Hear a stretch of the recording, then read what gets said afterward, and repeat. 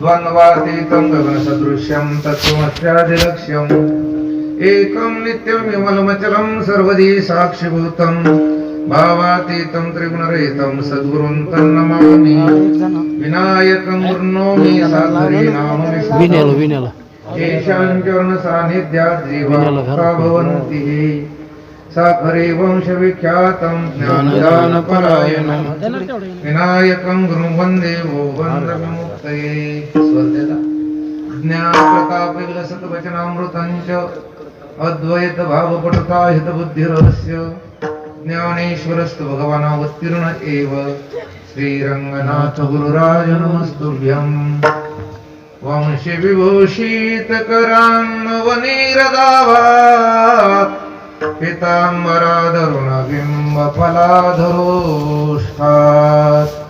पूर्णेन्दुसुन्दरमुखादरविन्दनेत्रात् कृष्णात् परं किमपि तत्त्वमहं न जाने श्रीसंताची या माता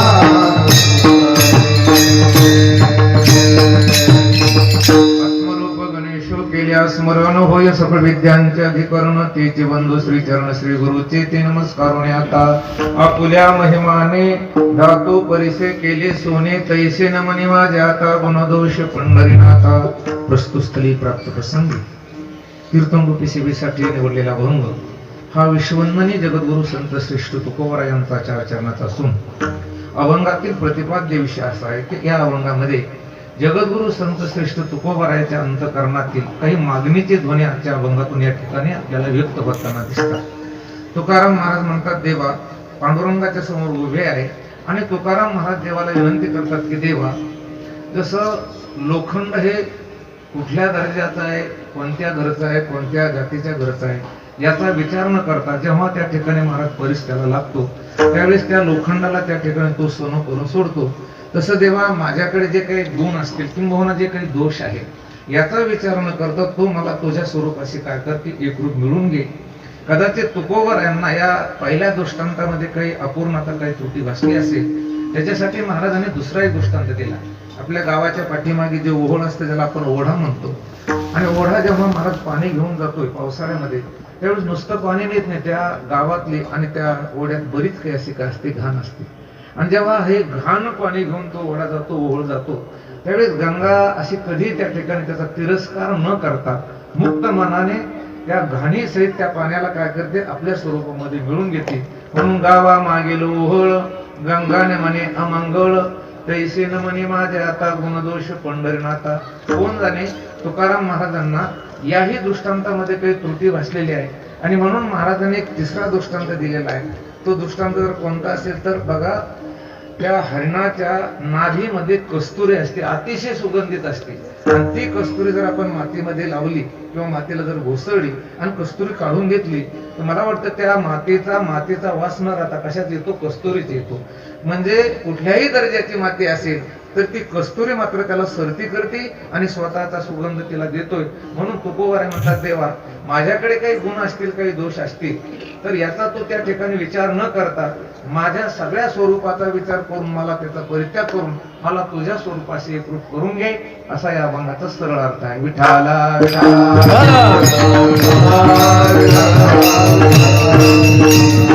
आपल्या संकल्पित वेळेच्या अभंगावर काही माझ्या मतीप्रमाणे चिंतन करण्यापूर्वी अल्पसा पर्यायजन अत्यंत गरजेचा आहे. कुठलाही कार्यक्रम म्हटलं की त्या कार्यक्रमाला प्रवृत्ती निमित्त असतं किंबहुना त्या कार्यक्रमाला कारण हे असतं आणि म्हणून आपल्या हिवरा तपेश्वर येथे सुरू असलेला हा भव्य आणि दिव्य स्वरूपाचा अखंड हरिनाम सप्ताह आणि त्या सप्ताहाचं परम प्रयोजन प्रवृत्ती निमित्त जर काय असेल तर आपल्या सर्वांना माहिती आहे की मला वाटतं संपूर्ण भारत देशाचं किंबहुना जेवढे जेवढे हिंदू धर्मीय असतील त्या हिंदू धर्मियांचा आराध्य दैवत जर कोण असेल तर हनुमंतराय काय की आराध्य दैवत आहे.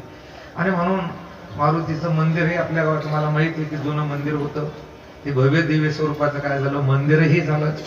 पहिली मूर्ती भंगली होती वाटतं, मला दुसरी नवीन मूर्ती तिथे प्राणप्रतिष्ठित केलेली आहे. आणि हनुमंतरायाचं वर्णन सांगायचं झाल्यास जगात जेवढे जेवढे मोठे मोठे लोक आहेत त्या सर्वांच्या यादीमध्ये हनुमंतरायाचं या नाव आहे. त्या यादीत हनुमंतच नाव आहे. चिरंजीवाची यादी काढली तरी हनुमंतरायाचं नाव, बुद्धिवंताची यादी काढली तरी हनुमंतरायाचं नाव, जे शक्तिशाली लोक आहेत त्यांचं त्या ठिकाणी यादी काढली तरी हनुमंतरायाचं नाव. जेवढे जेवढे चांगले दोघातून स्वर द्यायला गड्या पडतात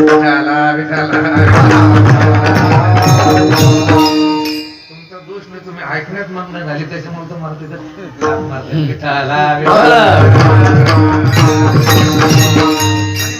हनुमंतरायाचं मंदिर हे भव्य दिव्य स्वरूपाचं बांधलं. तन्निमित्ताने या ठिकाणी मला वाटतं वैकुंठवासी म्हातार बाबा खनिपूरकर यांच्या कृपाशीर्वादाने तसेच आपले वयोवृद्ध ज्ञानवृद्ध व्यंकट महाराज यांच्या कुशल मार्गदर्शनाखाली हरिभक्तीपरायण विष्णू महाराज गवंडर यांचे मार्गदर्शनाखाली आणि मला वाटतं गावातील समस्त तरुण वर्ग म्हातारा वर्ग त्याच्यामध्ये आहेच असं काही नाही पण विशेषत्वाने मला या ठिकाणी तरुण वर्ग त्या ठिकाणी जास्त काम करताना दिसतोय.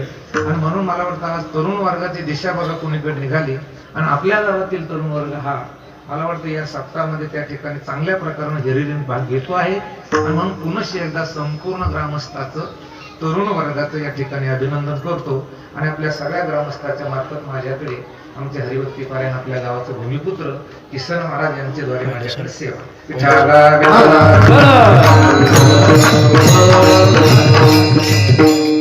तर मला वाटतं अतिशयोक्ती होणार नाही कारण अतिशयोक्ती मी कधी बोलत नाही, वस्तुस्थितीला धरूनच बोलतोय. पण आपल्या गावातील हनुमंतरायाच्या मूर्तीच्या प्राणप्रतिष्ठेचा सोहळा मला वाटतं हा महाराष्ट्रामध्ये क्रमांक 1चा आहे. काय क्रमांक 1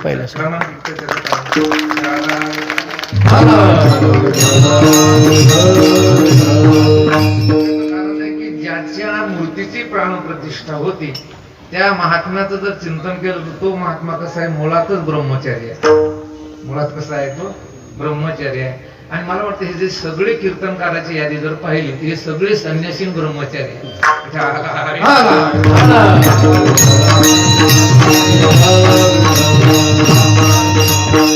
स्वानंद सुज्ञमासी रंगनाथ गुरुजी परभणीकर सांगायचे की या जीवाला अनेक शरीर मिळालेली आहे आणि अनेक शरीरामध्ये त्यांनी संसार केलेला आहे, पण एक मानवी शरीर असं की या मानवी शरीरात आलेल्या जीवांना अनुसूट राहायला पाहिजे. अनुसूट राहायला पाहिजे म्हणजे अनुचिष्ट राहायला पाहिजे. अनुचिष्ट राहायला पाहिजे म्हणजे ब्रह्मचारी राहायला पाहिजे किंवा संन्यासी राहायला पाहिजे. तुमच्याकडून शक्य आहे का? तर तुम्ही तर सगळं कार्यक्रम तुमचा थांबून गेलेला आहे. परंतु मला सांगतात हनुमंतरायाच्या प्राणप्रतिष्ठेच्या या महोत्सवाच्या निमित्तानं एक दर्जेदार कार्यक्रमाच्या या ठिकाणी काय की आयोजन आहे. जवळजवळ सगळेच, मी आताच विचारलं की सर महाराज मला याच्यात कोणी एखाद्या लग्नावर मध्ये कोणीच नाही, सगळे कसे घेतली पूर्ण संन्यासी, म्हणजे मूर्तीची प्राणप्रतिष्ठा ही संन्यासाचीच आणि कीर्तन सुद्धा कोणाचे संन्यासाची.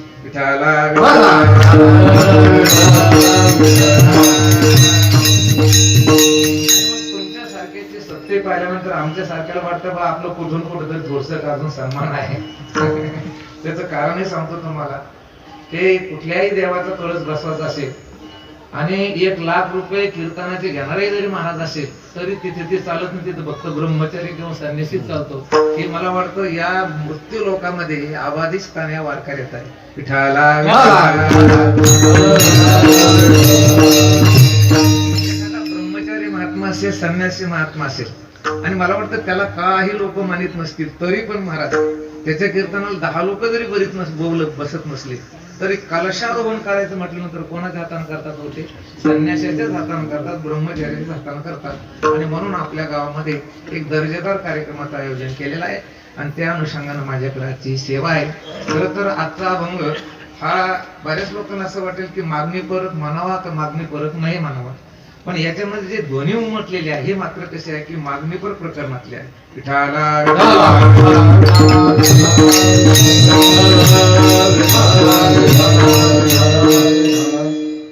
ते कसे सांगतो तुम्हाला, कारण कधी कधी काय होतं, आता ते सांगायला आपल्याला वेळ नाही.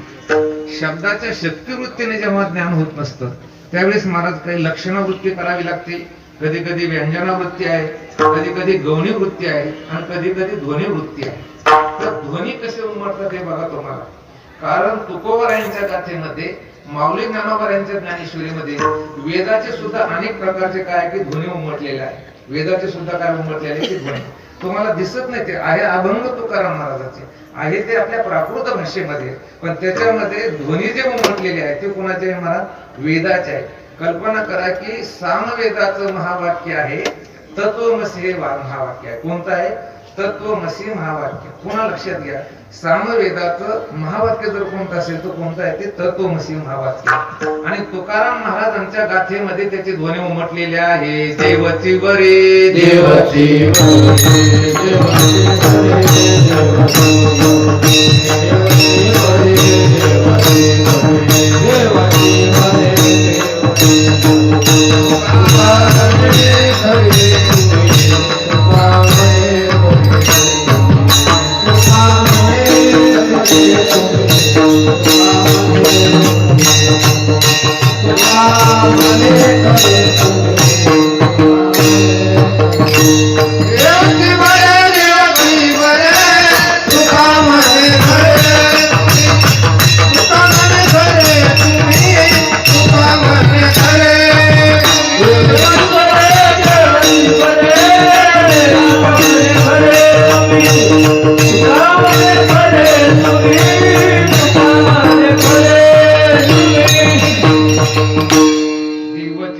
देवची बरे तुका म्हणे खरे तुम्ही. हे सामवेदाच्या महावाक्याचं ध्वनी उमटलेलं आहे. मला याच्यावर जास्त बोलायचं नाही. मला माहिती जास्त जर बोलायला लागलं तर कदाचित आपल्या झोप येण्याची शक्यता आहे, त्याच्यामुळे मी जास्त बोलत नाही. फक्त तुम्हाला ध्वनी कसे उमटतात ते सांगतो. इथे श्रवण करणारी मंडळी, श्रवण करणारी बरीच मंडळी आहे. आपण गीतेचा पहिला श्लोक आहे कोणालाही विचारा, कारण गीतेचा पहिला श्लोक जर कोणता असेल तर तो धृतराष्ट्राचा आहे. धर्मक्षेत्रे कुरुक्षेत्रे समवेतायु सभः मामका पांडवाश्चैव हिमकुर्वत संजय. आपल्याला माहिती आहे धृतराष्ट्र संजयाला काय म्हणतो? अरे त्या धर्मक्षेत्रावर, कुरुक्षेत्रावर माझे म्हणजे कौरव आणि पंडूचे म्हणजे पांडव, हे दोन्ही त्या धर्मक्षेत्रावर कुरुक्षेत्रावर गेलेले आहेत. मग ते काय करीत आहेत हे मला सांग. खरं सांगा, धृतराष्ट्राच्या या बोलण्यामधून कुठला ध्वनी त्या ठिकाणी बाहेर निघतो? कारण धृतराष्ट्राला माहिती होतं ना की युद्धाला गेलेली मंडळी कुठे आहे? ती धर्मक्षेत्रावर आहे, कुरुक्षेत्रावर आहे. मग खरं सांगा, धर्मक्षेत्रावर कुरुक्षेत्रावर हे कौरव पांडव गेले होते, ते सप्त्यातली पंगत जेवायला गेले होते. ते राहिलं का? धर्मक्षेत्रावर कुरुक्षेत्रावर होय तिचा कशाला गेले होते? काय पंक्तीला गेले होते का? हे सप्त्याला गेले होते का? हे कीर्तन ऐकायला गेले होते का? मृदंग वाजवायला गेले होते? हे युद्धच होतं ना. धर्मक्षेत्र कुरुक्षेत्र हे काय युद्धाचं ठिकाण आहे. आणि तरीही धृतराष्ट्र विचारतो, काय विचारतो त्यांना? हे धर्मक्षेत्र कुरुक्षेत्रावर माझे आणि पांडूचे मुलं गेले तर काय करते झाले मला हे सांग. तर याचा अर्थ त्याला माहिती होतं की युद्ध होणार आहे, तरी पण याचे ध्वनी जे उमटले ते हे ज्ञानेश्वरी मध्ये उमटलेले आहे आणि तेही 18व्या अध्यायात उमटलेले आहे.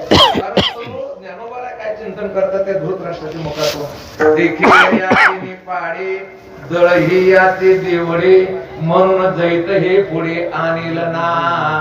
बघा, ययाचे पाडे म्हणजे धर्माच्या दृष्टीने दुर्योधनाचं सैन्य हे कसं आहे? दीडपट आहे आणि म्हणून विजयश्री ही दुर्योधनाकडेच येणार आहे.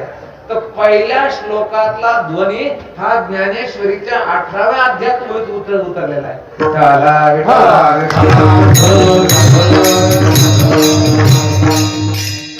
आता जो अभंग आहे ते या अभंगामध्ये जवळजवळ मागणीच आहे. कशी मागणी आहे? तैसे नमनी माझे आता गुण दोष पंढरीनाथा. आपल्या वारकरी संप्रदायामध्ये कीर्तनकाराला काही बंधनं घालून दिलेली म्हणतात. खरं तर आता ती गोष्ट जास्त सांगायची गरज नाही, पण कीर्तनकाराला कुठली बंधन आहे? मी नेहमी बोलत असतो की कीर्तनकाराने कीर्तनामध्ये चुकून कधी राजकारण सांगू नये आणि चुकून कधी संसाराच्या गोष्टी सांगू नये.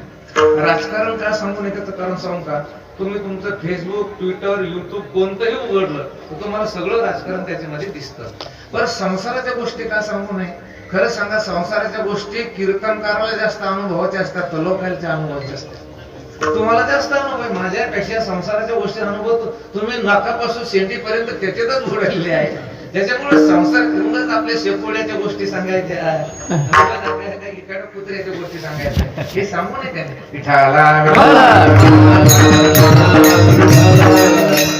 भक्ती ज्ञान विरहित इतर गोष्टी न कराव्या, प्रेम भरी वैराग्याच्या युक्ती उभराव्या, जेणेकरून मूर्ती ठुकावे अंतरी श्री हरीची.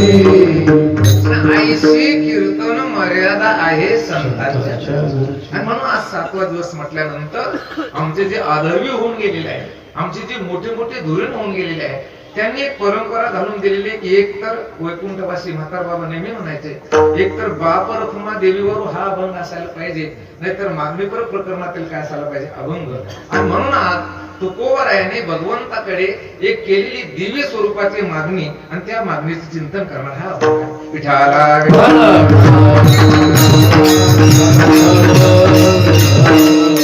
सज्जनांनो, मानवी जीवनाचा केंद्रबिंदू जर कोणता आहे असं जर आपण चिंतन केलं, कल्पना करा की मानवी म्हणजे कोण? तर मनुष्य शरीरामध्ये आलेले जेवढे जेवढे जीव आहेत त्या जीवाचा केंद्रबिंदू जर कोणता असेल तर परम पुरुषार्थ संपादन करणे हा मानवी शरीरात आलेल्या जीवाचा काय आहे की केंद्रबिंदू आहे. म्हणजे घर बांधणे, मुलं बाळ होणे, बायको करणे हा मानवी शरीरातील केंद्रबिंदू नाही. याचा अर्थ घर बांधू नये असं नाही, बायको करू नये असं नाहीये, मुलं बाळ त्याला होऊ नये असं नाही.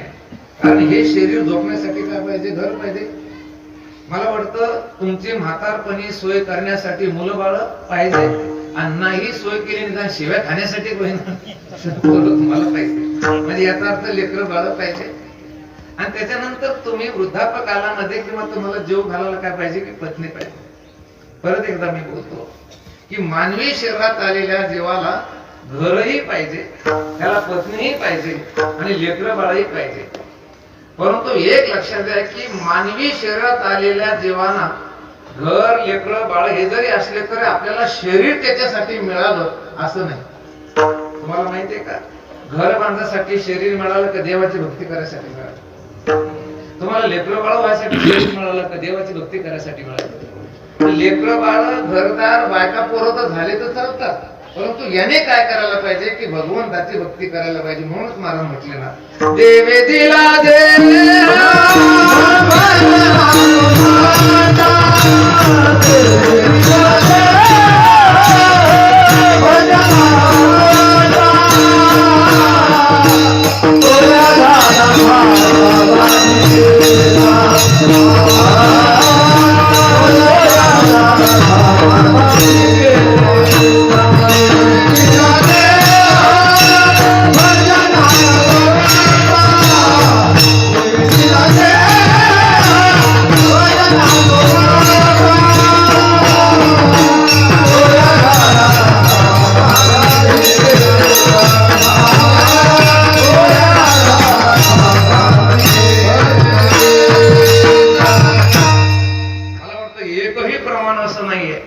जीवे आणला देह भजना गोमटा, नाही काय म्हटले महाराज, देवे दिला देह. पर देवाने नुसता देह दिला नाही महाराज, दिली इंद्रिय हातपाय कान डोळे मुख बोलाया वचन. म्हणजे देहही दिलेला आहे, इंद्रियही दिलेली आहे. पर काही काही लोकांना देह दिला, इंद्रिय दिली. पूर्वीचा काळ होता, आताचा काळ राहिला नाही. एका मुलानं बऱ्याच मुली बघितल्या, ही मुलगी पसंत नाही. घरी आला की वडिलांना विचारायचं मुलगी पसंत आहे की नाही. पुन्हा जायचं महाराज दुसऱ्या दिवशी, पुन्हा मुलगी बघून यायचा, वडिलांना विचारायचं पसंत आहे की म्हणे नाही. दररोज त्याचं उत्तर यायचं मुलगी पसंत नाही. एक दिवस आला महाराज, आल्यानंतर घरी आल्या वडिलांना सांगितले की मला मुलगी पसंत आहे. ज्ञानेश्वर माऊलीने तिचं वर्णन केलंय. अंग गोरे आणि तरुणे वरी लेले आहे लेणे. म्हणे बाबा मुलगी एकदम चांगली आहे, तिचं अंग गोर आहे, मुलगी तरुणही आहे, आणि तिचे वडील एवढे हौशी आहे की सध्या तिच्या अंगावर किमान 10 तोळ्याचे अलंकार आहेत. अंग गोरे आणि तरुणे वरी लेले आहे लेणे. वडील म्हणे काही हरकत नाही, उद्या सकाळी किंवा परवाला तुझ्या वडिलाला किंवा मी तुझ्या काकाला किंवा आम्ही दोघं तेव्हा कोणतरी जातो आणि मुलगी जमून घेतो. नाही नाही नाही म्हणे बाबा जाऊ नका, तुला मुलगी पसंत आहे आणि जायचं काय नाहीये. ती तू म्हणतो गोरी आहे, तरुण आहे, अलंकार घातलेले, मग काय नाही तिथं, काय नाही म्हणे, फक्त त्याच्यात जीव नाही, जीव काय नाही. बरी एकलेने प्राणे सांडिले जेवी, तुम्ही करणार का नाही. मग देवाने देहही दिला, देवाने इंद्रियही दिली. जेने हा जीव दिला दान, जेने हा जीव दिला दान, दयाचे करीन चिंतन, दयाचे करीन चिंतन. जगत जीवन नारायण, आपल्याला त्याला काय दिला, जीवही दिला. विठाला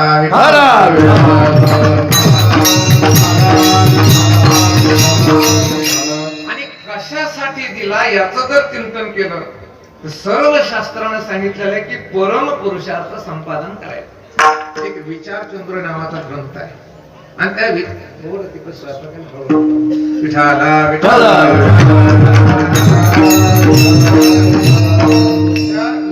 चंद्रोदय ग्रंथामध्ये पहिलाच प्रश्न आलेला आहे, पुरुषार्थ म्हणजे काय.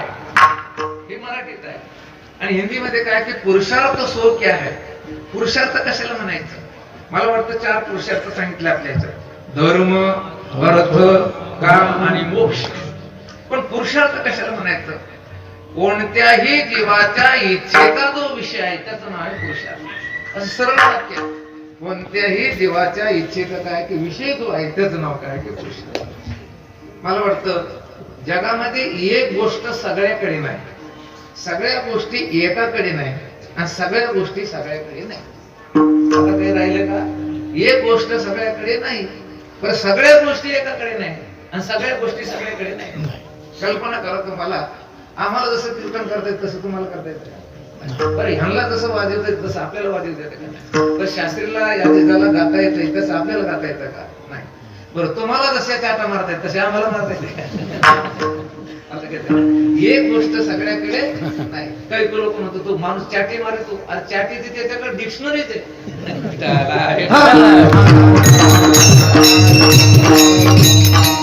म्हणजे एक गोष्ट सगळ्याकडे नाही, सगळी गोष्ट एकाकडे नाही आणि सगळ्या गोष्टी सगळ्याकडे नाही.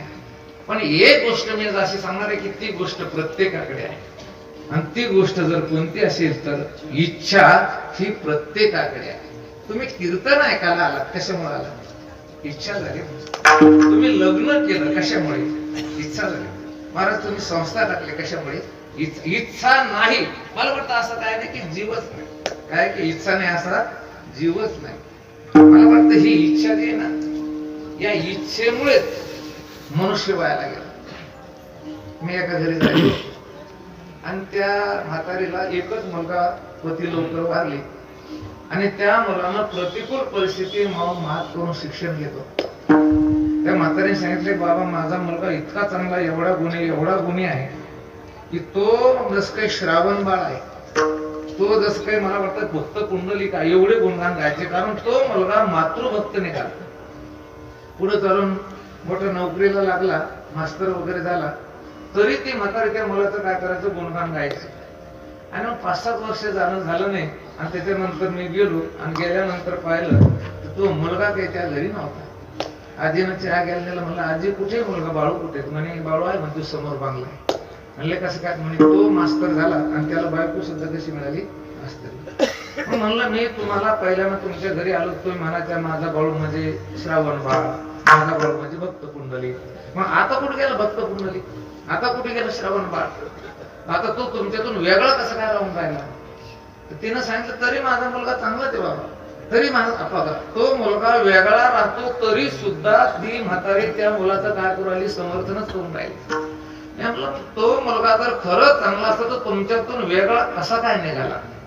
तर तिने तुकाराम महाराजाचं प्रबंध देऊन सांगितलं, महाराज बहु होता भला पर्या रांडेने नाशिला.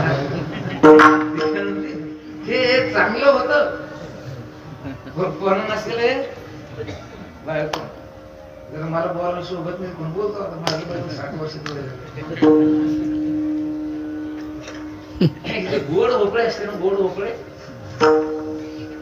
ते गोड भोपळे, गोडच भोपळेच ना.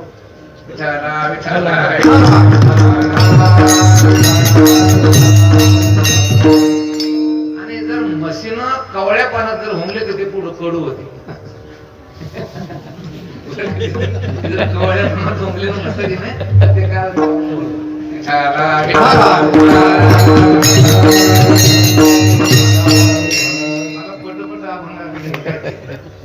इथे कोणताही व्यक्ती घेतला तर त्याला असं नाही. इच्छा प्रत्येकाला आहे. मला प्रत्येकाला इच्छा. त्या इच्छेचे 2 प्रकार पडतो. एक विशेष इच्छा आणि दुसरी सामान्य इच्छा. आणि सामान्य इच्छा जर कोणती असेल तर मजलागी दुःख व्हावे ऐसे कोणी व्हावे ना जीवे. मला सुख मिळावं, दुःख मिळू नाही. मला वाटतं ही प्रत्येक जीवाची काय आहे की सामान्य इच्छा आहे. आणि या इच्छेचा जो विषय आहे तो कोणता आहे की सुख हाच काय की विषय आहे. विठाला प्रामुख्याने आपल्यामध्ये 4 वर्ग दिसतात मला. एक पहिला वर्ग जर कोणता असेल तर शेतकरी आहे, दुसरा वर्ग कोणता आहे व्यापारी आहे, तिसरा वर्ग कोणता आहे नोकरी करणारा आहे, तिन्ही नाही त्याला जमलं तर तो चोरी करतो. मग किती वर्ग झाले? 4. शेतकरी, व्यापारी, नोकरी करणारा आणि चोरी करणारा. बरं मला वाटतं तुम्ही चौघालाही जाऊन विचारा की तुम्ही हे करता कशासाठी. शेतकऱ्याला विचारत तुम्ही की हाडाचे काढा, रक्ताचं पाणी करता, रात्रीचा दिवस करता, ते कशासाठी. तुम्ही व्यापाऱ्याला विचारलं इकडला माल तिकडला माल इकडं करतो कशासाठी. आणि तुम्ही नोकरीवाल्याला विचारलं की नोकरी करतो कशासाठी. आणि चोरालाही विचारलं की जीव धोक्यात घालतो कशासाठी. मला वाटतं चौघात उत्तर येणार आहे काय कशासाठी? सुखासाठी. म्हणजे सगळ्यांचा जर आपण सर्वे केला तर प्रत्येकाचं म्हणणं हेच आहे की आम्हाला काय मिळायला पाहिजे? सुख मिळायला पाहिजे. इथे बसलेल्या प्रत्येकाची इच्छा आहे की आम्हाला काय मिळायला पाहिजे? सुख. पण सुख काही मिळत नाही. सर्व सुखाची आशा जन्म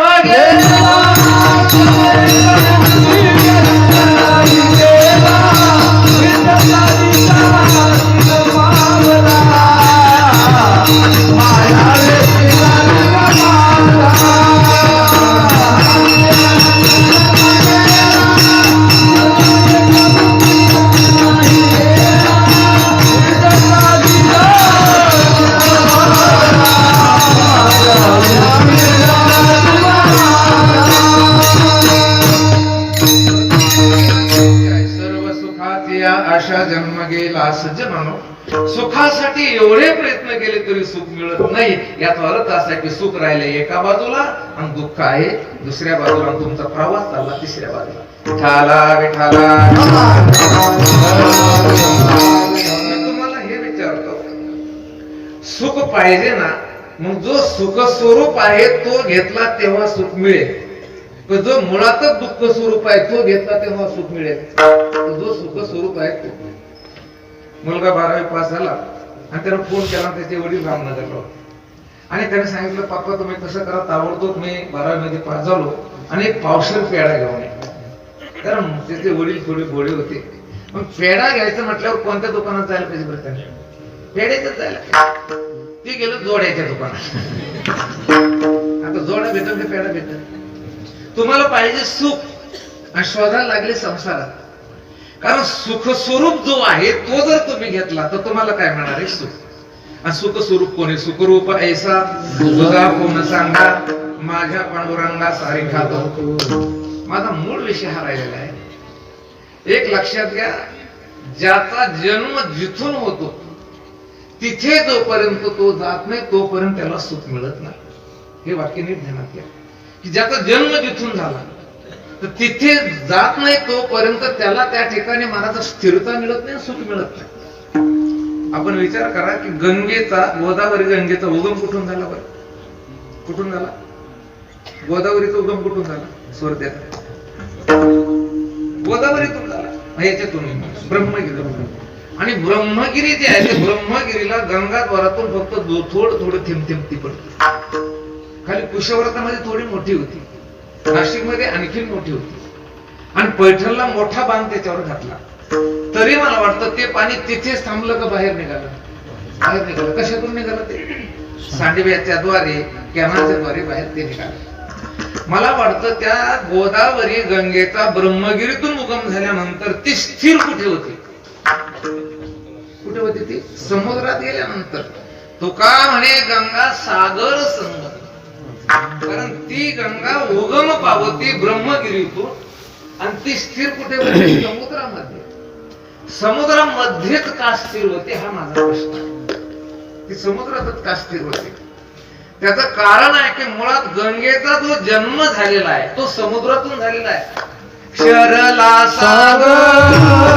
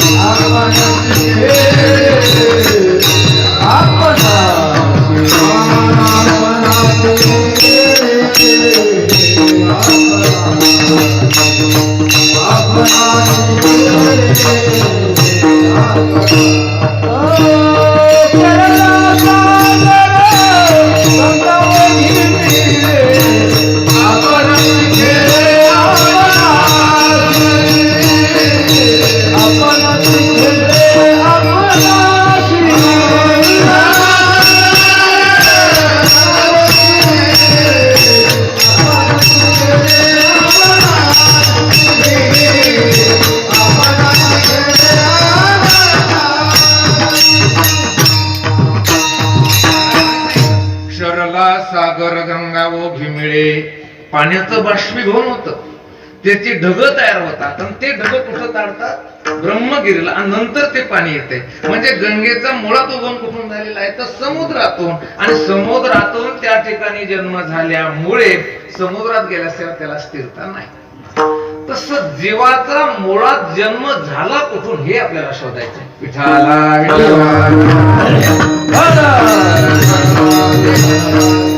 सगळ्यात महत्वाचा जर काय असेल तर जीव आहे. तुमच्याकडे पैसे जास्त आहे म्हणून शरीर आहे का जीव आहे म्हणून शरीर आहे? जीव आहे म्हणून शरीर आहे. आपल्या गावामध्ये चांगले घर आहे, मालदाचे घर आहे म्हणून एवढ्याला शोभा का? माणसे म्हणून जित्ते म्हणून का मेलेले म्हणून शोभा कोणाची? जीवाची शोभा आहे. काही माणसं अंगठे घालतात आणि चारही बोटानं वाडा म्हणतात. असं कोणतं त्याला हे कळत नाही की हात आहे म्हणून बोट आहे आणि बोट आहे म्हणून अंगठी. अंगठीमुळं बोट नाही, बोटामुळं अंगठी आहे. आणि बोटामुळं हात नाही, हातामुळं काय आहे की बोट आहे. आणि हातामुळं शरीर नाही तर शरीरामुळं हात आहे. आणि शरीरामुळं जीव नाही तर जीवामुळं शरीर आहे.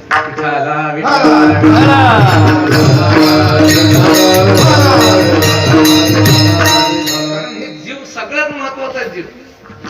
आणि शरीराचं जर चिंतन केलं, आता हे माईक जे आहे ना, माईक हे फायबरच आहे. कशाचं आहे? फायबर कळतो तुम्हाला. आणि इथे जी खुर्ची टाकलेली तुमच्या घरामध्ये ती फायबरची. या माईकची जात आणि त्या खुर्ची जात एकच आहे, आवाज कमी करतात. हे जे माईक आहे की नाही, हे माईक फायबरच आहे. आणि तुमच्या घरामध्ये जी खुर्ची आहे ती सुद्धा फायबरची आहे. ह्या दोघांची जात एकच आहे, फक्त याचा रंग काळा आहे, ते काही लाल पिवळी असते. पण याच्यामध्ये आवाज घेऊन पलीकडे मोठा करून सोडण्याची जी शक्ती आहे ती फायबरची नाही, ती विद्युतची आहे. तसं हे जे शरीर आहे ना, तर या शरीराचा पंचभूताचा संबंध नाही, पंचभूताचाच आहे. पंचभूताचा गोंधळ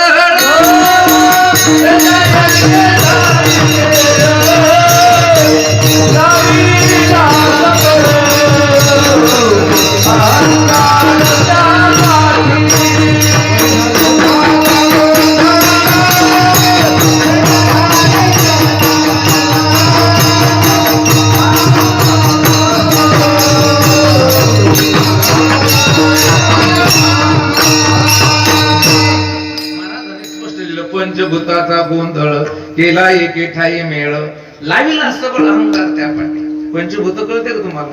तुम्हाला फक्त ते रातचे भूत ओरडते एवढं माहिती, पण पंचभूत माहित नाही. पृथ्वी, आप, तेज, वायू आणि आकाश. पृथ्वी म्हणजे माती, आप म्हणजे पाणी, तेज म्हणजे अग्नी, वायू म्हणजे वारा आणि आकाश म्हणजे पोकळी. मला वाटतं तुम्हाला सरकी लावायची शेतात तर पंचमहाभूत करणार असेल तर सरकीचं झाड वर येत नाही. त्याला काय लागतं? जमीन लागते का नाही?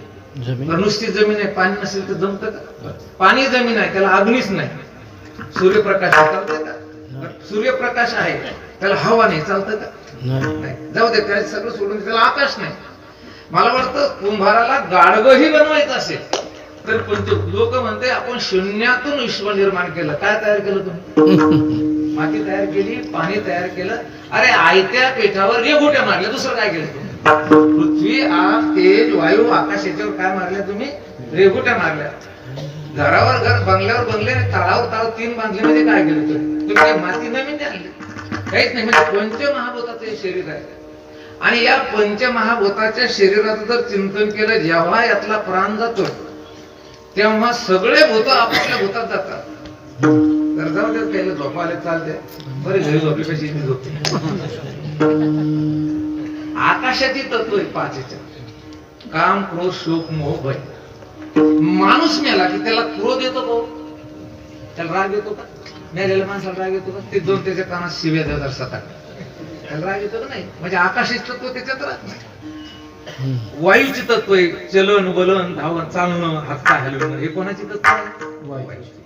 माणूस मेल्यानंतर ते हलत का, बोलत का? आणि जर हल्लन बोललं तर तुम्ही तिथं असाल. बरं, जाऊ दे. अग्नीची तत्व त्याच्यात: क्षुधा, तृषा, आलस्य, निद्रा. भूक लागते त्याला. हे कोणामुळे लागेल? त्याला अग्नीमुळे लागते.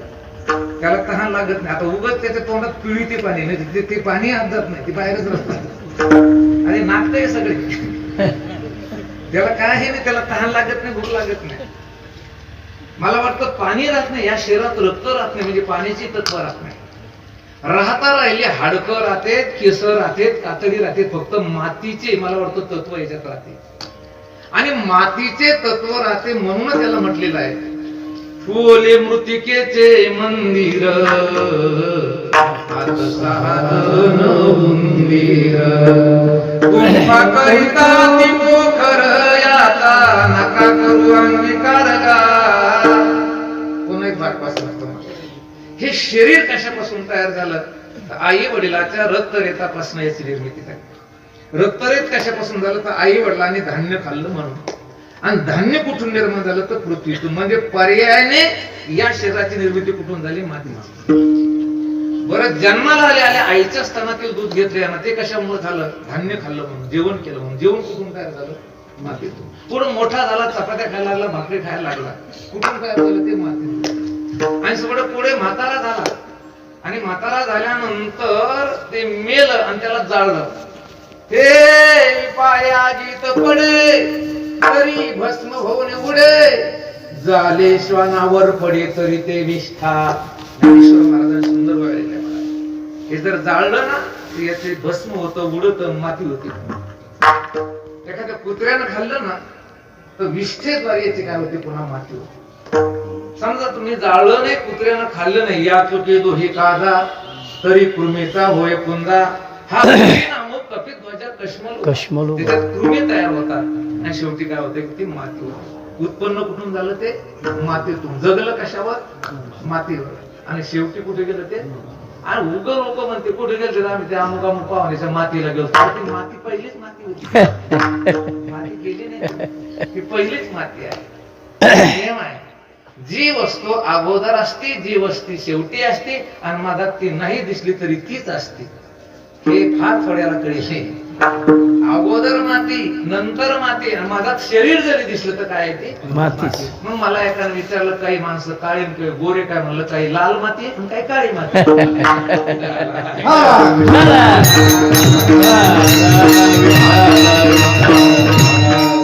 या पंचमहाभूताच्या या मातीच्या शरीराच्या आत असणारा जो जीवात्मा आहे, तो जीवात्मा पंचमहाभूताचा नाही. तो कोणाचा आहे मला? गीतेमध्ये भगवान कृष्ण परमात्म्याने 5,500 वर्षापूर्वी सांगितलं, ममैवांशो जीवलोके जीवभूत सनातनः मनःषष्ठानि इंद्रियाणि प्रकृतिस्थानि कर्षति. कोण म्हणून राहिला हा?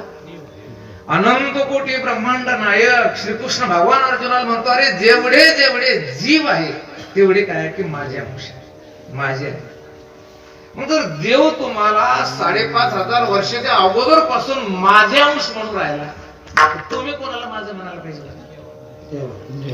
एक व्यवहारात म्हणे, कोणी कोणाला तर कोणी कोणाला एक म्हणत आहे. एखाद्या 3 मुलीचं लग्न झालं, त्यानं तुम्हाला हिंगलवून विचारलं नाही. 2 मुलाचे लग्न झाले तरी पत्रिका नाही, काहीच नाही. तुमच्या मुलाच्या पहिल्या लग्नामध्ये तुम्ही त्याला वाजीत गाजीत आणता नाही, गाणे आणि त्याला त्यानंच तुम्हाला विचारलं नाही तर तुम्ही त्याला विचारता का नाही? मग देव गीतेमध्ये म्हणतो, सगळे जीव माझे अंश आहे. मग जीवानं खरं कुणाला माझं समजायला पाहिजे? देवाला म्हणायला पाहिजे. मग तू देवाला माझं समजता का बायकाला, घरादाराला, लेकराला माझं समजता? बायकोला माझं समजता, घरादाराला माझं समजता, लेकरा बाळाला. बरं, माझं म्हणणं काही हरकत नाही. तुम्ही ज्यांना माझं समजता ते तुम्हाला माझं समजतात का हे तपासा. दादा, तुम्ही घराला माझं म्हणता, घर तुम्हाला माझं समजतं का हे तपासा. तुम्ही जर कुत्र्याला माझं समजता तर कुत्र तुम्हाला माझं समजतं. तुम्ही जर बायकोला माझं समजता तर बायकोनं कोणाला समजायला पाहिजे माझं? तुम्हाला इमानदारीने सांगतो, नारदाच्या गादीवर सांगतो, बायको तुम्हाला माझं समजित नाही, ती माझं म्हणती, समजत नाही. महाराज म्हणते ती, जवरी चवळ नका तवरी म्हणती माझं. मी नेहमी दृष्टांत नेहमी. एका गावातला मुलगा, आणि त्याचं लग्न झालं 20व्या वर्षी, आणि 22व्या-23व्या वर्षी त्याला एक मुलगा झाला. आणि तो मुलगा शिकला, आणि शिकल्यानंतर कलेक्टर झाला. भारतभर त्यानं नोकरी केली, आणि त्या कलेक्टरचं लग्न झालं, कलेक्टरलाही मुलगा झाला, आणि दिल्ली वगैरे तो नोकरी करीत होता. तेव्हा त्याच्या वडिलाचं वय झालं 60 वर्ष.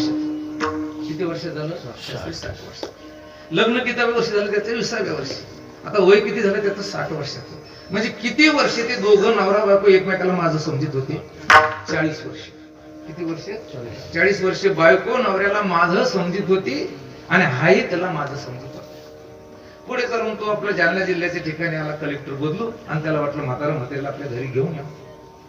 त्यानं म्हातारा म्हातारी त्या बंगल्यामध्ये नेलं कलेक्टरच्या.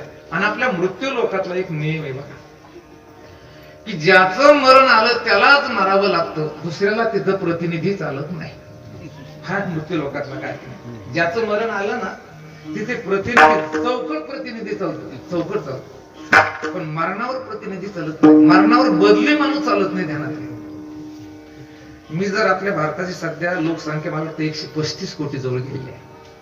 आपण 135 कोटी लोकांच्या सह्या घेऊन यम धर्माकडे एक विनंती अर्ज करू का, की आमच्या कुटुंबामध्ये 7 माणसं आहेत आणि 7 जणातून एखाद्याचं आयुष्य जर संपलं तर त्याला नेण्याऐवजी आम्ही सगळ्यांनी विचार करून ठराव करून जो माणूस दिला त्याला घेऊन जा, अशी सोय करा. अशी काय करायचं, आम्ही ठराव घेऊ की हे म्हातारा घेऊन जा तर ते नेतो मी, असं जर आपण विनंती अर्ज केला तो मान्य होणार नाही. पण माझ्या अंदाज समजा यम धर्मानं जर तो मान्यच केला कदाचित, तर सगळ्यात मोठा प्रश्न उत्पन्न होईल की जाईन कोण, मरणाचे प्रतिनिधी कोण जाईल. मी विचार करतो बऱ्याच दिवसाचा, समजा मी 4 धामचं तिकीट काढलं एखाद्या महाराजाकडे जाण्यासाठी आणि मला अडचण आली आणि मी म्हणलं की बाबा अण्णा तुम्ही जाता, मला जेवायला बोलवलं समजा आज पंक्तीवाल्याने आणि समजा नाही जमलं तर मग बायकोला पाठवतो एखादा मनुष्य. बरं पंढरपूरच्या वारीला जर कोणाला जायचं असेल तर समजा नाही जाणं झालं तर पोराला पाठवत होते. मग सगळीकडे माणसं चालतात पण मराठी वेळेस का जात नाही मला हेच कळत नाही. माणसं 4 धामाला जाते, पंढरपूरला बदली जाते, पण मरायला का जात नाही त्याचं कारण सांगतो. पंढरपूरला गेले तर वापस येतात, 4 धामला गेले तरी वापस येतात, पण मेले ना तर वापस येत नाही. बरं आपले मुलं काही अमेरिकेत स्थायी झाले ते वापस नाही आले, पण तिथे आपल्याला निदान फोनवर तरी कळतं ते चांगले आहे. पण इथे फार अवघड आहे महाराज. चालता वाट पुढे वय वाट देते, बहुत जण गेले नाही आले मागुनी, न देखो काय झाले माझे कान नाही ऐकते. ते जे गेले ना पुढं त्यांचं काय झालं काही कळत नाही. आपला विषय हा चालला की मृत्यू लोकात ज्याचा मृत्यू आला त्याला जावं. मग कलेक्टर त्याची बायको त्याचा मुलगा म्हातारी आणि एकदम यमदूत उतरला रात्री आणि यमदूत उतरल्याबरोबर खडबडून लागेल कलेक्टर म्हातारीने विचारलं तो कोणतं, म्हणजे यमदूत. आणि कशाला तुमच्यातला आज एक जणाला घेऊन जायचं, तुमच्यासाठी डिस्काउंट विचार करा द्या, एक जणाला द्यायचं. म्हातारी घाबरली, कोणाला पाठवा. पण ते यमदूतानच एक प्रस्ताव तयार केला आणि त्या म्हातारीच्या समोर मांडला. आणि म्हातारीच्या समोर यमदूतानं असा प्रश्न मांडला की आजी, तुमच्या 60 वर्षाच्या म्हाताऱ्याला नवऱ्याला जर नेलं तर तुमचा कलेक्टर मुलगा जिवंत राहतो आणि कलेक्टर मुलाला जर मी यमपुरीला नेलं तर तुमचं नवरा जिवंत राहतो, तर तुम्ही सही कोणावर करता? कोणाला घेऊन जा म्हणे म्हातारी.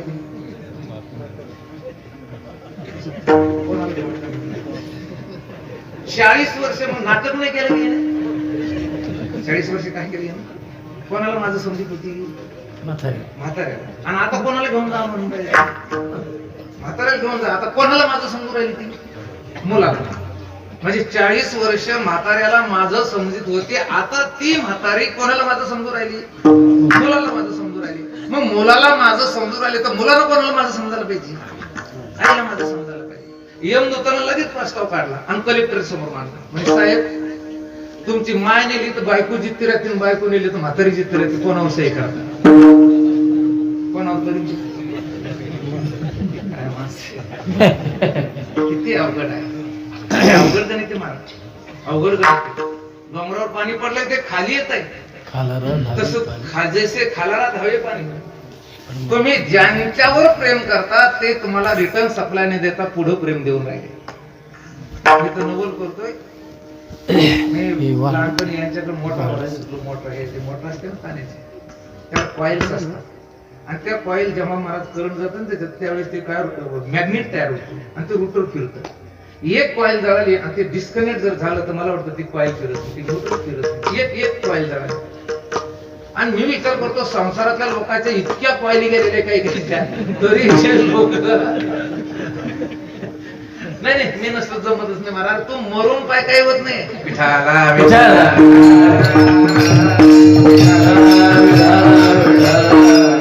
आपला विषय हात आलेला आहे की जीव हा मुळातच कोणाचा अंश आहे, देवाचा अंश.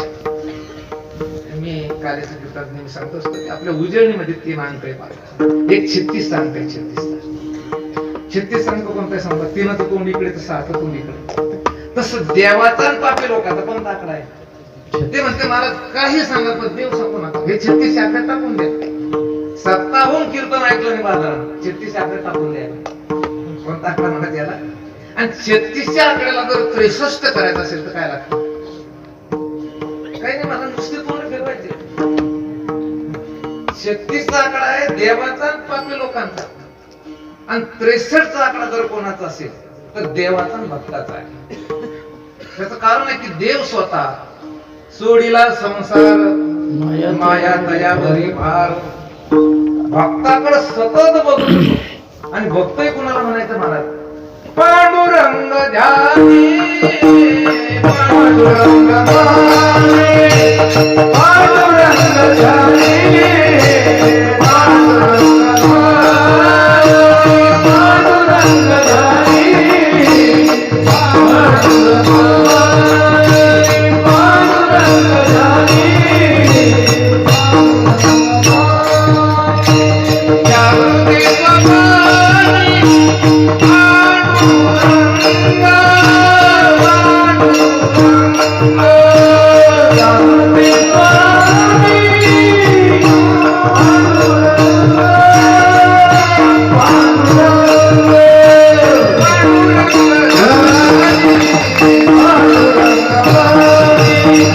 पांडुरंग ध्यानी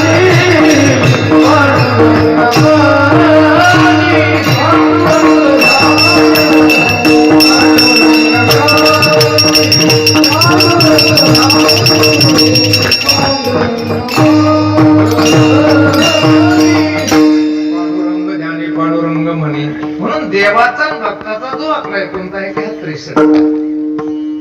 आपण कीर्तन ऐकायला आलो तर आपला आकडा थोडासा शोधतो. 36चा म्हणावं तर आपण कीर्तन ऐकून राहिले, 63 म्हणावं तर देव स्वप्नात नाही. आपला आकडा मी काढलाय 66 आहे. कारण 66 मागचं 6 पुढच्या 6 पण पुढचं 6 आपण पुढं करतो. देव म्हणतो ममय अंश, हा म्हणतो ममय पत्नी, पत्नी म्हणते ममय पुत्र.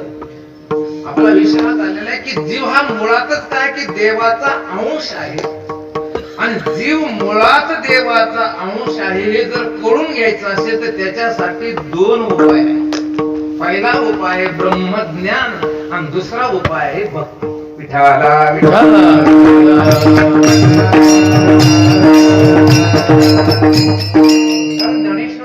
सुंदर चिंतन केलं. वाचून ज्ञाने बी नाही एके उपाय करीशी जितुके तिरी गुणपिसे अधिके रुचिये. पण ज्ञान कसे महाराज? ज्ञानाचे अधिकारी खूप थोडे, ज्ञानाचे अधिकारी फार थोडे. तर कीर्तनात ज्ञान सांगायला पाहिजे, सांगायला पाहिजे, पण सगळंच नाही सांगायला पाहिजे. त्याचं कारण हे असं आहे की वेदामध्ये कारण ऐकणारे गिराईक नाही समजत, पण कशाला ज्ञान सांगायचं? जास्त नाही. एका माणसानं फोन केला बायकोला, आणि फोन केला की म्हणे पाहुणे येऊ राहिले स्वयंपाक करायला. फोन केला 5 वाजता. आता काय दोघात कोण त्यांचं थोडस बोळ होतं काही कळालं नाही मला, पण त्यानं फोन केला आणि यानं ऐकलं कधी, आणि स्वयंपाक करायला बसली. आणि स्वयंपाक करता करता करता 2 जोड्या चपात्या केल्या. किती चपात्या केल्या? 2 धाड्याच्या चपात्या केल्या, 2 धाड्याच्या. आणि मग याला ध्यान आलं की पाहुणे किती. मग यानं फोन केला म्हणे पाहुणे किती? म्हणे 3. 3 पाहुण्याला 2 धाड्याच्या चपात्या देतात.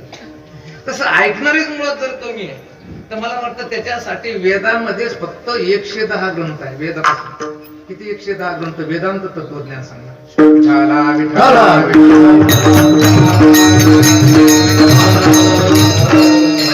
ब्रह्मज्ञान जे आहे ते ब्रह्मज्ञान कसं आहे की त्या ठिकाणी महाराज साधं नाही आहे. ब्रह्मज्ञान हे कठीण आहे. ज्या ज्ञाना लागी कीर्तनाला जेवढे लोक राहतात तेवढे प्रवचनाला राहत नाही, आणि जेवढे प्रवचन असले तेवढे पाठाला राहत नाही, आणि पाठाला जितके राहते तितक्याच्या ध्यानात राहत नाही.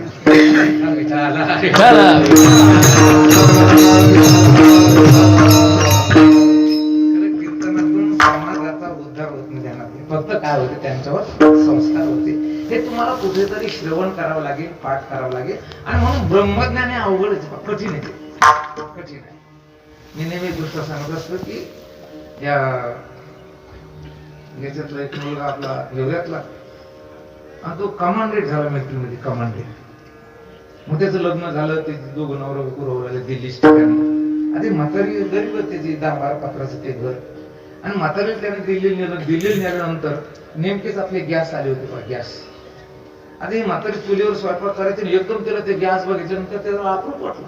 योगा बसा त्या सोन्यानं स्वयंपाक झाला, स्टीलची भांडी घेतली. जुन्या काळामध्ये भांडी घासायची पावडर होती, पितांबरी पावडर. जुन्या काळात ओरिजिनल पावडर होत्या सगळ्या.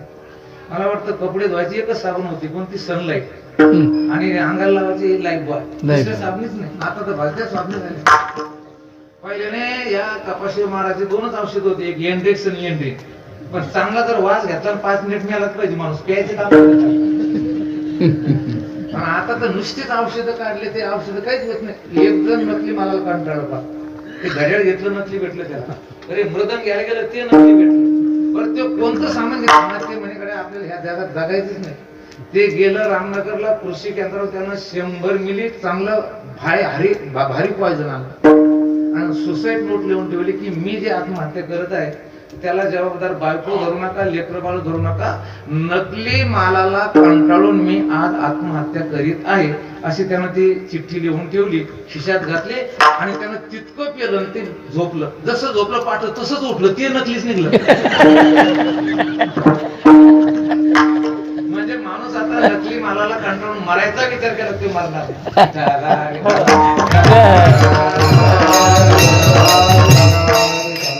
मग या म्हातारीला अप्रूप वाटलं, म्हणजे बघा तुम्ही भांडे कशाने घातले, म्हणजे पितांबरी पावडर नाही. म्हणजे आपल्याकडे म्हणजे आहे पण रेग्युलर नाही आलेली. म्हणजे मला घरी जायचं म्हणजे पितांबरी पावडरचे 2 पुढे दे. ती घरी आली आणि म्हातारीच्या डोक्यात एकच होतं की मी अख्ख्या हिवऱ्याला दाखवीन की माझ्या मुलाच्या घरून मी भांडी घासायची काय आणली. सकाळीच उठली म्हातारी आणि तिनं मला भांडे घेतलं आणि ती पितांबरी पावडर घेतली आणि पितांबरी पावडर एकदम अर्धा पुडा काढली बाहेर. आणि तिनं भांडू कोणतं घेतलं घासायचं का, तवा नाही, तुमचं तांडे नाही, काय नाही काय नाही. जवळजवळ 6 पिढ्यापासून पाणी तापायची त्या पितळाची गुंडी आणि ती चुलीवर, त्याला 2 कांदे किटन आलेलं खालून आणि ते पूर्ण दोन्ही पुढे लावले. आणि जेव्हा सोनन लेत आले दिवाळीला म्हणे तो मला फसवलं, म्हणे खरी पावडर दिली नाही, कारण माझं भांड 2 पुढे वापरून सुद्धा निघलं नाही. सून म्हणे मला पण भांडच दाखवा आणि पहिलं कोणतं. तिने आली ती गुंडी, म्हणजे याला सुतार कोण किकडा आणा त्याचे खाली दिल. असे बापानं बजबज भरलेले लोक एवढं किटन आल्यावर अंत करणार, त्याचा मल भरपूर आहे, विक्षेप भरपूर आहे, असे लोक ब्रह्मज्ञानाचे अधिकारी नाही. पण एक गंमत आहे, भक्ती जर करायची असेल तर भक्ती करण्यासाठी ब्रह्मज्ञानाचा अधिकारी लागत नाही. सकळाशी येथे आहे अधिकार,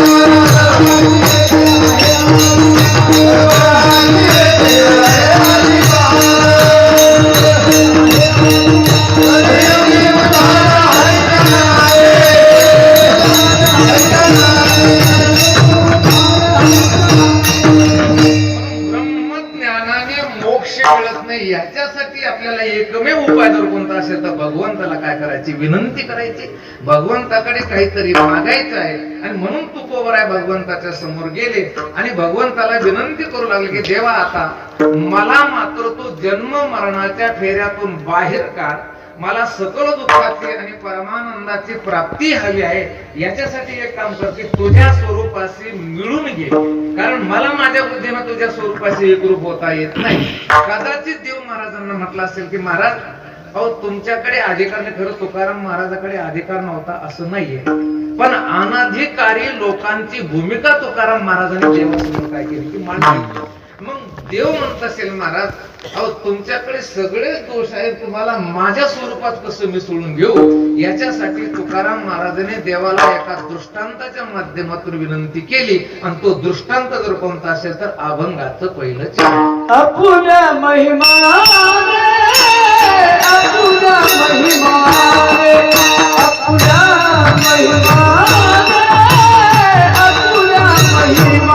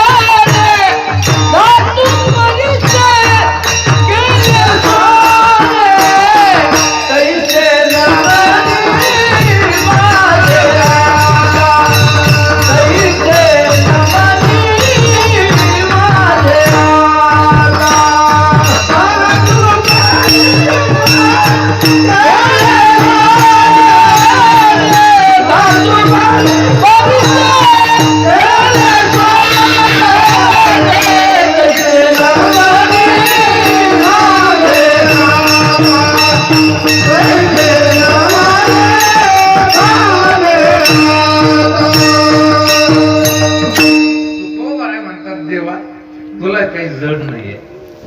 कारण जो परिस असतो तो त्याच्या नैसर्गिक सामर्थ्याने धातू परिसे केले सोने. धातू म्हणजे लोखंड आणि परिस म्हणजे परिस. मला वाटतं परिसाचा आणि त्या लोखंडाचा जर समजा संबंध आला, संयोग झाला, तर त्याचं काय होतं? सोनं. एकदा लोखंडाच्या मनामध्ये काय आलं सांगता की आपल्या जातीला भेव फक्त एकाच जातीचा आहे, ते फक्त परिसाचा. आणि म्हणून परिसाने लोखंडाने विचार केला, परिस पडला की आपल्याला कोणी बदल. ज्ञानेश्वर महाराजांनी चिंतनच केलं का वरी थोडा वया लागी लोह मिळो का परिसाचे अंगी. काजे मिळती प्रसंगी सोन्याचे होईल. घन उठला आणि परिसावर जाऊन आदळला. परिस नाही फुटला पण घन लोखंडात राहिला नाही. त्याचं काय झालं? सोनं. मी नेहमी गंमत सांगत असतो की सोन्याचे 4 अवगुण आहेत. आपल्याकडे सोनं तोळ्यावर मिळतं का किलोवर मिळतं का क्विंटलवर मिळतं? क्विंटलवर, टनावर. हे लोखंड कशावर मिळतं आपल्यावर? लोखंड आपल्याकडे टनावर मिळतं. लोखंडाचा रंग कसा आहे? पिवळा का काळा? बर चला, लोखंडाला जर मातीमध्ये ठेवलं तर तसंच राहतं, तर माती त्याला खाते. आणि मला वाटतं कितीही गरीब झाला तरी लोखंडाचे अलंकार कोणी घालीत नाही. एका बाईने प्रत्येक वर्षी आपल्या नवऱ्याला सांगायचं की मला एकदानी करा, एकदानी करा. त्याच्याकडे पैसे नाही. यंदाच्या जानेवारी महिन्यात ती म्हणे एकदानी आणली नाही तर मी वाणच देणार नाही. आणि ते राग गेलं लोखंडाची एकदानी करून आणली असं ऐकलं. आणि तुम्ही आणून पहा लोखंडाची एकदानी तुम्हाला घरात जीवन सुद्धा भेटणार. कशासाठी बोलतो मी? लोखंडाला असं तोळ्यावर नाही आणत लोक, क्विंटलवर, टनावर. तसं मला वाटतं अज्ञानी लोक जे आहेत ते क्विंटलवर मिळते, टनावर मिळते. हे मोकार लोक जे आहेत कशावर मिळते? टनावर.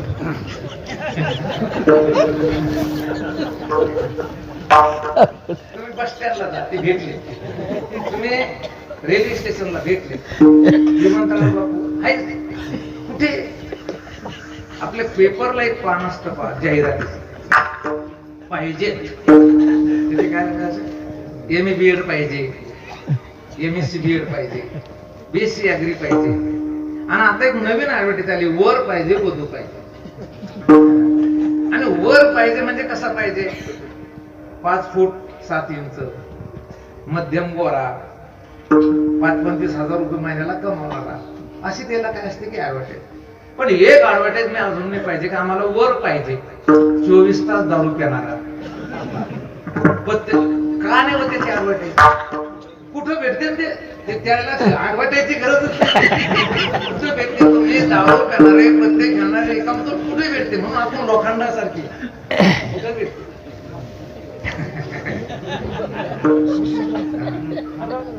पहिलं कीर्तन मी ऐकून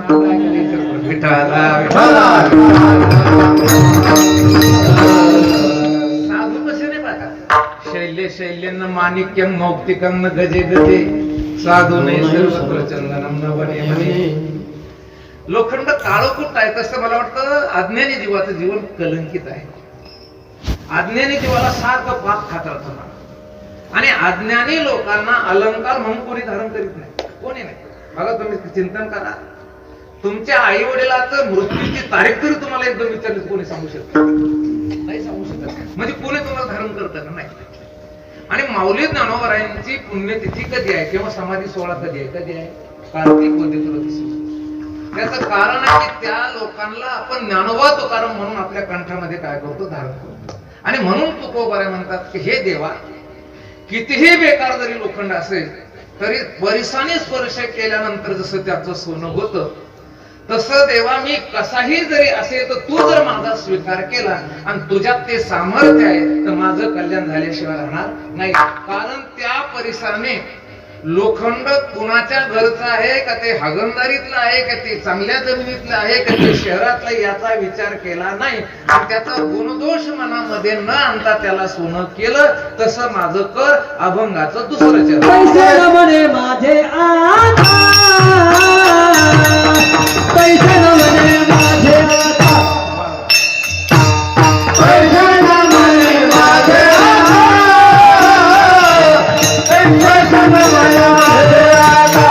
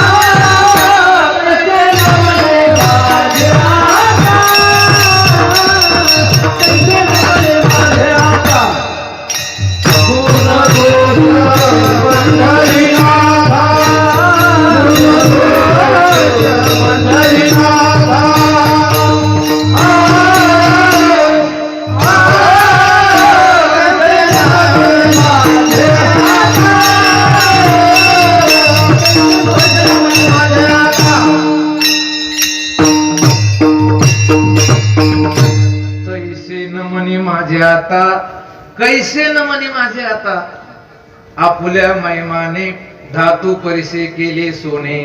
कारण परिसाने लोखंडाचा कुठल्याही प्रकारचा अधिकार न बघता त्याला सोनं केलं. तसे माझ्या गुणदोषाचा विचार करून मला वाटतं या अभंगामध्ये दोषाचा विचार न करणं योग्य आहे, पण गुणाचा विचार करणं. गुणाला दोष म्हणायचं का? महाराज म्हणतात माझे गुणही बघू नको आणि दोषही बघू नको. त्याचं कारण सांगू का? गुण हा सुद्धा दोषित आहे. गुण काय आहे? दोषित आहे.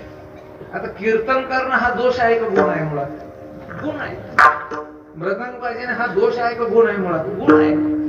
तुम्ही गायन करून राहिलात हे गुण आहे का दोष आहे? हा गुण आहे. तुम्ही कीर्तन ऐकून राहिला हा दोष नाही, हा काय की गुण आहे. परंतु माझ्यासारखं कीर्तन कोणी नाही, मी एक मोठा माणूस आहे असं जर माझ्या अंतःकरणात अहंकार असेल तर हा काय झाला? दोष. म्हणजे गुणच दोष होतो. मी मृदंगाचार्य, मी गायनाचार्य, मी कीर्तनकार. म्हणून तुकाराम महाराज काय म्हणतात? तैसे न म्हणे माझे आता गुण दोष पंढरीनाथा. हे बघा तुकोबरायांनी एका सिद्धांतासाठी पहिला दृष्टांत दिला आणि त्याच्यानंतर जर दुसरा दिला तर महाराजांना अभंग पूर्ण करायचा होता म्हणून दृष्टांत दिले असं नाहीये. त्याचं कारण आहे की त्या दृष्टांतामध्ये काहीतरी त्रुटी आहे म्हणून दुसरा दृष्टांत दिला. त्याच्यामध्ये काहीतरी कमतरता आहे. कारण वैदिक तत्वज्ञान कोणतं आहे महाराज माहिती आहे का तुम्हाला? वैदिक तत्वज्ञान हे सांगितलं श्लोकार्धेन प्रवक्ष्यामि यदुक्तं ग्रंथ कोटिभिः ब्रह्म सत्यम जगन मिथ्या जीव ब्रह्मैव नापरा. जीव मुळातच हा ब्रह्मरूप आहे. वेदाचं अबाधित तत्वज्ञान आहे. आणि इथे महाराजांनी देवाला कोणता दृष्टांत दिलाय की परिसाचा लोखंडाचा. एक लक्षात घ्या, परिस लोखंडाचे अनेक अवगुण बाजूला काढून त्याला सोनं करतो हे खरं आहे, पण परिस लोखंडाला परिस करीत नाही. ध्यानात घ्या, परिस लोखंडाला परिस करू शकत नाही. त्याला सोनं करतो, तो मूल्यवान करतो, पण त्याला परिस करता येत नाही. मग इथे जर जीव देवाच्या पासून जर वेगळा राहिला तर मला वाटतं वेदांत तत्वज्ञान सोडून बाकीचे जे भेद तत्वज्ञान सांगणारे आहेत, ज्यांचं महाराज द्वैत तत्वज्ञान आहे, तर त्यांच्यात तर मला वाटतं याच्यात काही फरक होणार नाही. म्हणून महाराजांना या दृष्टांतामध्ये द्वैताची थोडीशी आशंका निर्माण झाली. कारण परिस हा लोखंडाचं सोनं करतो पण परिस करीत नाही. देव आपल्या भक्ताला त्या ठिकाणी वेगळं न ठेवता देव भक्त दोन्ही एक रूप झाले, मुळीच संचले जैसे तैसे. आणि म्हणून महाराजांनी दुसरा दृष्टांत दिला अभंगाच्या तिसऱ्या चरणात. मागील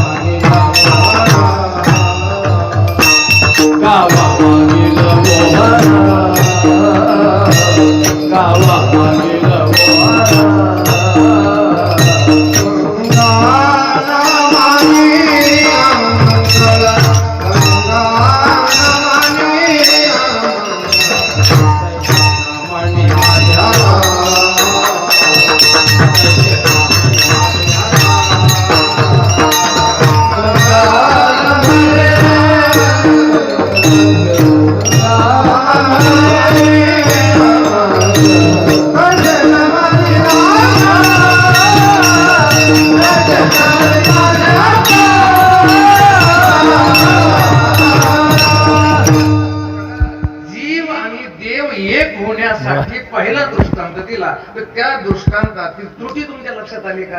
आणि जर नसेल आली तर माझं नशीब, आले असेल तरी माझं नशीब. कारण काय की परिस हा लोखंडाला आपल्यासारखं करीत नाही. म्हणून दुसरा दृष्टांत दिला त्यांनी.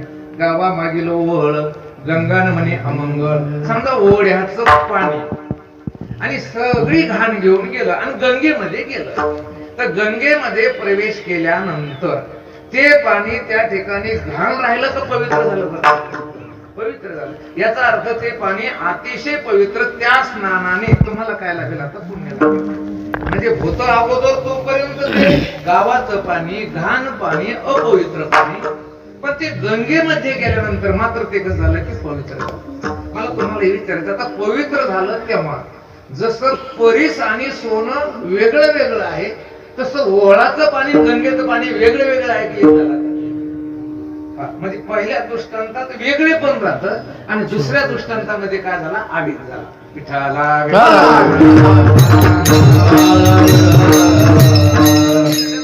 पहिल्या दृष्टांताची त्रुटी इथे भरून निघाली. गावा मागील ओहळ गंगान म्हणे अमंगळ तैसे न म्हणे माझ्या आता गुणदोष पंढरीनाथा. आणि आता या दुसऱ्या दृष्टांतामध्ये काय त्रुटी आहे तुम्हाला सांगतो. मला वाटतं ज्ञानोबाराया आणि पांडुरंग परमात्मा दोन का एक बर दिसायला दोन होते पण असायला मात्र कसे एक आहे. तुकोबराय आणि देव दिसायला दोन असायला एक. मला वाटतं आता जेवढे जेवढे साधू असतील हे दिसायला दोन आणि असायला मात्र काय की एक आहे. कारण ते देव स्वरूप झालेले होते. म्हणे रामेश्वर भट्ट द्विजा आणि तुका विष्णू. मला तुम्हाला हे विचारायचं की ओढ्याचं पाणी आणि गंगेचं पाणी मिश्रण झाल्यानंतर वेगळे वेगळे करता येतं का. एकच दिसत एकच दिसत. ज्ञानोबा देवरूप झाले तर ज्ञानोबा आणि पांडुरंग परमात्मा सारखे दिसत होते की वेगळे दिसत होते. वेगळे दिसत होते. तुकाराम महाराज वेगळे दिसत होते, देव वेगळे दिसत होते. आता जे ज्ञानी लोक आहेत ते वेगळे दिसतात आणि देव वेगळा दिसतो. मग मला वाटतं हा पाण्याचा दृष्टांत चुकीचा आहे. थोडसा चुकीचा म्हणता येणार नाही पण कमी आहे त्याच्यामध्ये. कारण पाण्याचं बाहेरूनही रूप एक रूप आहे आणि आतूनही सुद्धा कसं आहे की एक रूप आहे. आणि देवाचं आणि भक्ताचं कसं असतं ते बाहेरून वेगळे वेगळे दिसतात पण आतून मात्र कसे असतात ते. सोप्या भाषेत बोलू का. नवरा बायको दिसायला दोन आणि असायला एक. एक बहीण भावाच्या घरी गेली आणि पाहुणा आला. पाहुण्याने विचारलं त्या बहिणीला. त्या पाहुण्याच्या डोक्यात विचार आला की हे या घरची मालकीनच असायला पाहिजे, या मालकाची पत्नीच असायला पाहिजे. त्याने विचारलं त्या बहिणीला बाई साहेब हे घर कोणाचं. म्हणे माझ्या भावाचं आहे. माझ्या भावाचं आहे. आणि आता दुसऱ्या वेळेस ते गेलो तिथे दुसरा पाहुणा आणि तिथे त्या माणसाची बायकोच बसलेली होती. यानं विचारलं त्या बाईला बाई साहेब हे घर कोणाचं आहे. ती म्हणे माझ्या नवऱ्याचं आहे. असं म्हणे का माझं म्हणे माझ्या नवऱ्याचं. म्हटलं की नवरा कळाला नाही. तिनं काय म्हणायला पाहिजे हे घर कोणाचं आहे माझं आहे. कारण जे नवऱ्याचं वैभव ते तिचं अगदी स्वतः भाषेत सांगतो तुम्हाला. कधी कधी MBBS होण्यासाठी हाडाची काढ करावी लागते आणि त्याला बायको केली जाते मामाची. ती 12वी नापास. आणि मग लोक त्या पोरीला बोलते डॉक्टर कुठे गेले. ही ना MS नाही MBBS. पण तो डॉक्टर म्हणला की डॉक्टरी. तो शिक्षक म्हणला की मास्तरी. आणि माणूस महाराज म्हणले त्याची बायको महाराज. त्याला काही येत नाही. त्या सगळ्या त्या घरच्याला महाराज म्हणते लोक. महाराज कुठे गेले. का दोघं दिसायला दोन आहे पण असायला कसे आहे. तसं देव भक्त दिसायला कसे आहे की दोन आहे आणि असायला एक आहे. पण गंगेच्या पाण्याचं आणि ओहळाच्या पाण्याचं जर चिंतन केलं हे पाणी दिसायलाही एक आहे आणि असायला सुद्धा काय की एक आहे. ह्याच्यासाठी महाराजांनी जो दृष्टांत दिला तो अभंगाचं शेवटचं. तुका म्हणे माती, तुका म्हणे माती, तुका म्हणे माती, तुका म्हणे माती.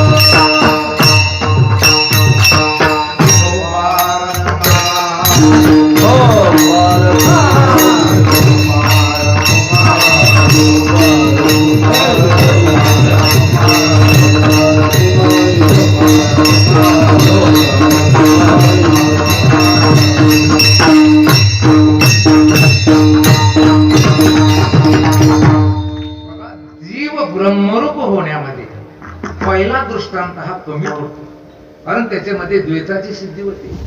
दुसरा दृष्टांत हा बरोबर आहे, पण बाहेरूनही अद्वैत सिद्ध करतो आणि आतूनही अद्वैत सिद्ध करतो. आणि मला वाटतं तसं होऊ शकत नाही. तुकोबारायाने एक दृष्टांत दिला दुसरा. संतांनी सरता केलो तैशा परी, चंदनाने बोरी व्यापलेल्या. चंदन काय करतं, त्या बोरीला स्वतःचा सुगंध देतो. बोरीला बोरीच्या झाडाचा सुगंध न राहता कुणाचा होतो, तो चंदनाचा. पण बोरीचे काटे जसे तसेच राहतात, बोरीचे पानं जसे तसेच राहतात. तसं साधू जो काही देवरूप होतो तो बाहेरून होत नाही. आणि मला वाटतं बाहेरून देवरूप झाल्यानंतर लोक परमार्थच करू देणार नाही तुम्हाला म्हणते बाबा तिकडे गेले की माणूस काय होतो, बाहेरून देवरूप नाही. तसं इथे महाराजांनी शेवटचा दृष्टांत दिला. तुका म्हणे माती केली कस्तुरीने सरती. कस्तुरीने काय केलं की मातीला कस्तुरीचा रंग नाही दिला. माती कस्तुरी सारखी नाही झाली, माती माती सारखीच आहे, पण मातीचा सुगंध न ठेवता तिला कुणाचा सुगंध दिला, कस्तुरीचा. तसं मला वाटतं या ठिकाणी देवा तुम्हाला असं कर की तुझ्या एक रूपाशी करून घे, परंतु बाहेरून काही बदलू देऊ नको. कारण मी बाहेरून जरी दिसायला दिसलो सामान्य माणूस, पण आतून मात्र चिदानंद रूपा शिवोम शिवोम. म्हणून तुका म्हणे माती केली कस्तुरी सरती, तैसे न म्हणे माझे आता गुण दोष पंढरीनाथा. ज्ञानेश्वर